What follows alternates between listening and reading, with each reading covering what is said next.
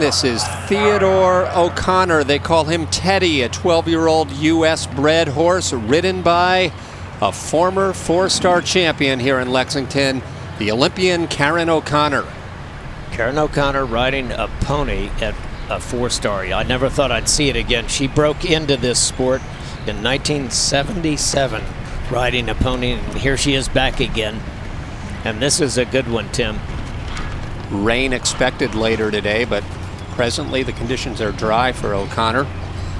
Yeah, the pony just 14.2 hands, but from what we understand, a great leaper, which we'll see during the cross country and the jumping, we hope. Yeah, what she's got to do now, she has to get as good a score as she can while she feels how he acts in here. You notice he was a little bit wandery. He didn't bring his shoulders in off the center line the way he's supposed to. Now she's going to do a figure eight. It's very nice, very precise. You see the center of her circle was right there over that hash mark. The judges are looking for little details like that. So many of our viewers are equestrian aficionados, but for the very few that are watching this for the first time, Jimmy, with this very first dressage horse, a bit of an elementary education on everything that's going on and why. Well, dressage means the training of the horse. It's a French word, means the training or the schooling. And it means that Karen can come out here, she closes her legs, and you see how Teddy stretches out and increases the length of his step. And then we could not even see her signals, but suddenly she's back here at the collected trot.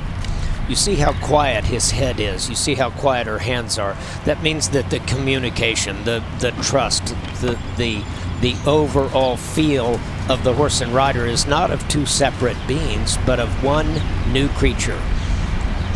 Karen's going to need this later on when she goes jumping, because you have to be able to speed up, you have to be able to come back. Nice transition now. She walks, this is right here in front of the judges, so any irregularity shows up, I mean big time. She halts right on the center line. Teddy just a little bit restive with his head and neck. Not bad, he should have his right hind leg up underneath him. 5 steps back and walk. Seems like such a basic move, but how many months, years of training do a rider and horse need to partner just to develop that little backwards move? Yeah, I think these days it takes at least 6 years of training, of steady, regular, consistent training to get a horse to this standard. Now again, talk about trusting your horse. They're up there, they're in a hot arena like this.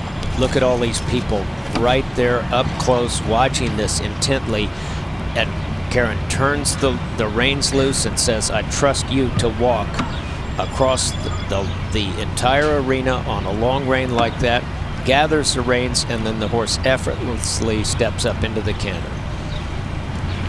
Right half pass, a little bit of a resistance there. You saw him sway, not quite straight on the center line.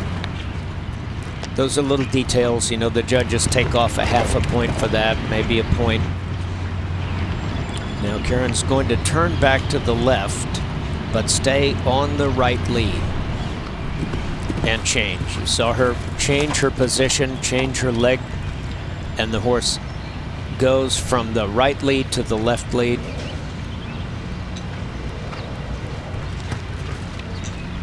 Now half pass to the left, to the center line, and straight ahead. 3 judges, as always, watching very closely, and this is a sport in which the lowest score, the least amount of penalties, will win the competition at the end. Yeah, they go on a scale of 0 to 10. Karen is typically, with her horses, she's usually between 6s and 8s. She's an excellent dressage rider. Now she's going to repeat the same movement. She's turning back to her right, but keeping the left lead a little bit early there with the flying change, but not bad. I think this is a heck of a test for a horse that's in its first 4-star competition, and that she's only been riding about 9 months now. This has been a four-star competition here in Kentucky since 1998, the only four-star held in North America, and it was the following year, 1999, that O'Connor won this championship. Won it on Prince Panache. And she's laying down a solid test here. Those changes were good. Always a little bit nervous here on the center line. But she gets a nice square halt out of him. And the nod to the judges, the applause from the patrons. There she goes. Karen's got a big job here on a little horse. She brings a score of 55.7, and from this point forward, they can only add to that score. They're looking to protect that score. Yeah, Karen's got a job here, you know, because this horse's scope at this level is unknown. And one of the things I worry about is these spread jumps, like this giant table that she's galloping down to here, number 2, is very, very wide across the top. It's 6'6" across the top. You see her gathering the little air and riding. He jumps that very, very easily. And right now, Jimmy, as she heads out onto the course, you take those fly fishing with you? I brought those especially here for the Rolex to get down in the water. You need to stand up next to these jumps to see just how big they are and see just how big that pony is jumping these things. This is an exciting round, Tim, because I think there are only two things that are going to happen.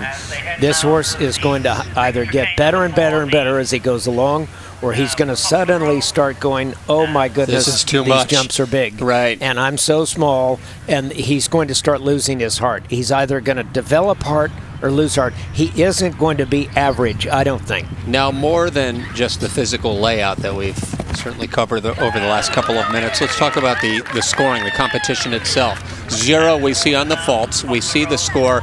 What can happen and what kind of penalties are assessed? Okay, a refusal or a run out is 20 faults. Second is 40, and your third refusal is elimination.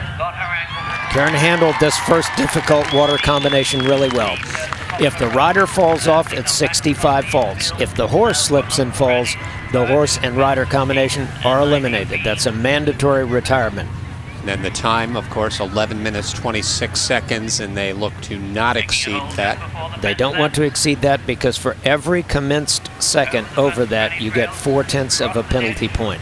And Karen is really good through there. That's quite a brush fence coming out. That brush fence is bigger than Teddy is. See Karen using the reins, getting the horse back. Now the turn back to the hollow. There's quite a drop behind this cabin. It's not all that big, but they land way down that slope. Then there's a turn up to a corner. A corner tests the horses. To pull off this event. It's remarkable. People have been helping here for years.